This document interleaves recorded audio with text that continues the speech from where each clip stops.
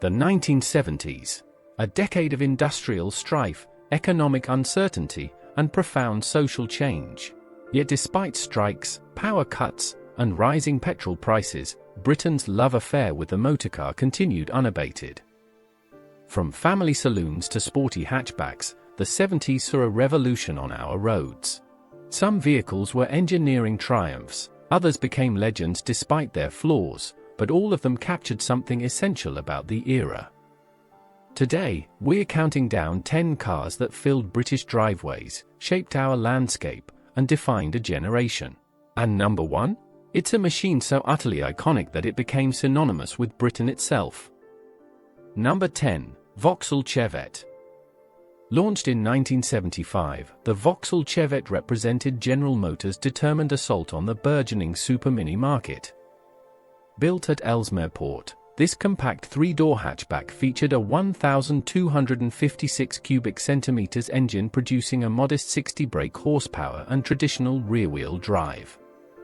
Priced competitively at under £1,600, it undercut many rivals whilst offering decent build quality and respectable fuel economy during an era when petrol prices were climbing sharply.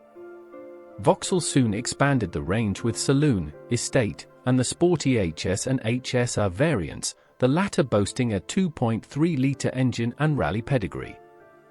By 1979, the Chevette had captured over 6% of the British market, becoming a common sight outside factories, on council estates, and in suburban driveways nationwide. It mattered because it proved British-built cars could still compete on price and practicality, offering ordinary families affordable, reliable motoring during economically turbulent times. Number 9. Chrysler Alpine. The Chrysler Alpine, introduced in 1975, emerged from the troubled Rootes Group under American ownership, built at the Linwood plant in Scotland and Ryton in Coventry. This conventional three-box saloon featured front-wheel drive, a transverse engine layout, and styling that was pleasantly inoffensive if somewhat unremarkable. Available with 1.3 and 1.6-litre engines, the Alpine offered decent interior space, comfortable suspension, and competitive pricing around £1,800. Despite its rational design and practical virtues, the Alpine struggled against entrenched competitors like the Ford Escort and Morris Marina. Build quality issues, particularly from the strike-prone Linwood facility, hampered its reputation, though the car itself was fundamentally sound. Rebranded as the Talbot Alpine in 1979 following Peugeot's takeover, it sold modestly but never achieved the market penetration Chrysler had hoped for. The Alpine mattered because it represented the dying days of independent British volume car manufacturing before foreign ownership became inevitable. Number 8. Hillman Avenger. The Hillman Avenger arrived in 1970 as Rootes Group's answer to the Ford Escort, and it quickly established itself as a thoroughly competent, if unexciting, family saloon. Built initially at Ryton and later at Linwood, the Avenger featured conventional rear-wheel drive, a range of four-cylinder engines from 1.2 to 1.6 litres, and styling that was pleasantly modern without being controversial. The car proved popular with driving schools, police forces, and families seeking reliable, affordable transport. Production exceeded 640,000 units over its 12-year lifespan, with the sporty Tiger and GT variants attracting enthusiasts seeking budget performance. The Avenger's greatest strength lay in its mechanical simplicity and robust construction, making it easy to maintain and repair at a time when DIY car maintenance remained commonplace. It mattered because it provided hundreds of thousands of British families with dependable, economical motoring, serving as a daily workhorse that rarely let owners down despite Britain's deteriorating road network and harsh winters. Number 7. Datsun Sunny. The Datsun Sunny, arriving in British showrooms during the early 70s, represented something genuinely revolutionary, reliable, well-built Japanese engineering at competitive prices. Initially viewed with suspicion by conservative British buyers, the Sunny quickly won converts through its exceptional build quality, impressive fuel economy, and remarkable resistance to corrosion, a stark contrast to contemporary British offerings. The 1.2 and 1.4-liter models featured overhead camshaft engines, 5-speed gearboxes, and a level of standard equipment that embarrassed domestic manufacturers. By mid-decade, Datsun had established a growing dealer network across Britain, and the Sunny became increasingly common, particularly among younger buyers and those seeking hassle-free motoring. Sales figures climbed steadily, reaching several thousand annually by 1979.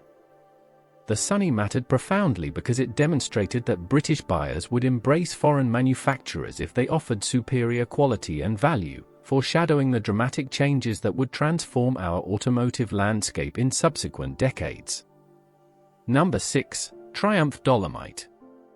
Launched in 1972, the Triumph Dolomite brought a touch of class to the small family car sector, offering genuinely sophisticated engineering wrapped in smart, purposeful styling. The standard 1.3 and 1.5-liter models provided respectable performance, but the legendary Dolomite Sprint, introduced in 1973, featured a 16-valve twin-cam 2.0-liter engine producing 127 brake horsepower, making it Britain's fastest production saloon of its size. With its distinctive 4-headlamp front end, well-appointed interior featuring wood veneer and comprehensive instrumentation, the Dolomite appealed to aspiring executives and driving enthusiasts alike. British Leyland produced approximately 200,000 Dolomites across all variants, with the Sprint achieving particular cult status despite its relatively modest production numbers.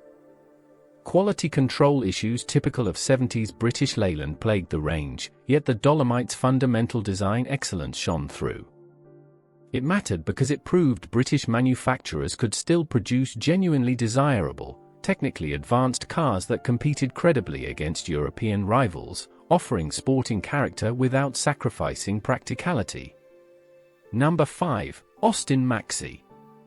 The Austin Maxi, introduced in 1969 but finding its largest audience throughout the 70s, represented genuinely advanced thinking in family car design. This spacious 5-door hatchback featured front-wheel drive, a transverse 5-speed gearbox, interconnected hydrogas suspension, and seating for 5 adults with exceptional luggage capacity. The 1.5 and 1.7-liter E-Series engines provided adequate if unspectacular performance, whilst fuel economy remained respectable. British Leyland produced over 470,000 examples before production ceased in 1981, making it a genuinely common sight throughout the decade. The Maxi served admirably as family transport, offering versatility that few rivals could match at its price point of around £1,400. However, awkward cable-operated gear change, indifferent build quality, and uninspiring styling prevented it achieving the commercial success it deserved. The Maxi mattered because it pioneered the practical hatchback format that would dominate European markets, proving that innovation alone couldn't overcome British Leyland's mounting quality and image problems. Number 4. Morris Marina. The Morris Marina, launched in 1971 as British Leyland's answer to the Ford Escort, became one of the decade's most commercially successful yet critically derided motorcars. Designed rapidly and cheaply using existing components, the Marina featured conventional rear-wheel drive, saloon, and coupe bodywork, and engines ranging from 1.3 to 1.8 liters. Despite its old-fashioned engineering and uninspiring handling, the Marina sold phenomenally well, with production exceeding 800,000 units during the 70s alone. Priced competitively from around £900, it offered spacious accommodation, acceptable reliability, and low running costs that appealed to budget-conscious families, fleet buyers, and driving schools nationwide. The Marina became ubiquitous on British roads, serving faithfully despite its reputation for agricultural dynamics and questionable build quality. It mattered enormously because its commercial success demonstrated that British buyers prioritized affordability and practicality over sophisticated engineering, whilst simultaneously highlighting British Leyland's growing inability to match foreign competitors on quality and refinement. Number 3. Volkswagen Golf. The Volkswagen Golf, launched in 1974 as the Beetle's successor, arrived in Britain representing everything domestic manufacturers weren't: precisely engineered, superbly built, and thoroughly modern. This compact hatchback featured crisp Giugiaro styling, front-wheel drive, transverse engine mounting, and a level of build quality that set new standards. The 1.1 and 1.5-litre petrol engines delivered brisk performance combined with excellent economy, whilst the legendary GTI variant, arriving later, created the hot hatch phenomenon. Initially expensive compared to British rivals, costing over £2,000, the Golf nevertheless attracted buyers seeking reliability and long-term value. By decade's end, Golfs were increasingly common in middle-class suburbs, their distinctive shape signaling their owners' appreciation for quality engineering. Sales climbed steadily throughout the late 70s, establishing Volkswagen as a major force in British motoring. The Golf mattered profoundly because it demonstrated that British buyers would pay premium prices for superior products, accelerating the decline of domestic manufacturers who couldn't match its excellence. Number 2. Ford Cortina Mk3, Mk4, and Mk5. Throughout the 70s, successive generations of Ford Cortina absolutely dominated British roads, representing the automotive choice of Middle England. The Mk3, introduced in 1970, brought sharp styling and improved refinement, whilst the Mk4 of 1976 added space and comfort, and the Mk5 of 1979 refined the formula further. Available as 2-door and 4-door saloons, estates, and in trim levels from basic to luxurious gear, the Cortina offered something for everyone with engines from 1.3 to 2.0 litres, including the performance-oriented 2000e. Ford consistently sold over 200,000 Cortinas annually throughout the decade, making it Britain's best-selling car for most years. The Cortina populated company car parks, police fleets, and private driveways across the nation, its familiar shape becoming virtually synonymous with British motoring. It mattered tremendously because it represented accessible aspiration, reliable transport, and Ford's unshakable dominance of the British market, offering proven engineering, parts availability, and dealer support that competitors struggled to match. Number 1. Ford Escort 2 Malawian Quachars. The Ford Escort Mk2, launched in 1975, became the defining car of late 70s Britain, topping sales charts year after year with seemingly effortless superiority. This handsome, well-proportioned 3-door and 5-door hatchback and 2-door saloon featured conventional rear-wheel drive, Kent and Pinto engines from 1.1 to 2.0 litres, and trim levels from Spartan Popular to luxurious gear. The legendary RS models, particularly the RS 2000, achieved cult status amongst enthusiasts. Ford sold an astonishing 1.6 million Mk2 Escorts in Britain alone between 1975 and 1980, making it utterly ubiquitous across every corner of the nation. Its success stemmed from brilliant packaging, competitive pricing starting around £1,300, excellent dealer network, and proven reliability that domestic rivals couldn't match. The Escort served everyone from learner drivers to police forces, from families to boy racers. It mattered supremely because it represented Ford's absolute mastery of the British market, offering the perfect combination of value, practicality, and desirability that captured the automotive aspirations of an entire generation. The motorcars that filled 70s Britain told a story of changing times, shifting loyalties, and industrial decline. From British Leyland's troubled offerings to Ford's dominant machinery and the emerging Japanese threat, these vehicles witnessed a decade of transformation. They carried families through economic hardship, represented hard-won prosperity, and provided freedom during uncertain times.